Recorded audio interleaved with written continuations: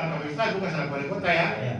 Ya, saya bicara sebagai kader Golkar, Ketua Dewan Pertimbangan Golkar Maluku ya. Nah, bukan dalam kapasitas selaku wali kota. Jadi begini, seluruh spanduk dan baliho yang sifatnya politis tidak pernah akan diganggu oleh pemerintah kota. Itu juga gratis, tidak kena charge.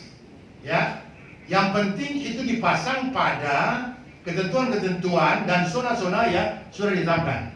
Ya, jadi kegiatan politik apapun juga dari partai politik tidak dilarang oleh pemerintah kota. Itu diatur oleh aturan undang-undang. Ya, tidak dikenakan charge dan sebagainya. Oleh karena itu kalau misalnya ada indikasi bahwa itu mungkin pemerintah kota enggak, itu terlalu ya jauh daripada apa yang dipikirkan. Ya, nah itu menurut hemat saya itu mungkin masalah internal saja ya di sana. Ini kan terkait dengan soal baliho besar yang dipasang itu ada Ketua Umum Golkar, lalu ada Pak Jeffrey Rawarin, kemudian ada Pak Ramli Masuki. Itu kan yang dimaksudkan toh? Nah, itu yang saya bilang begini. Selaku seorang kader Golkar, menurut hemat saya memang ini tidak taktis.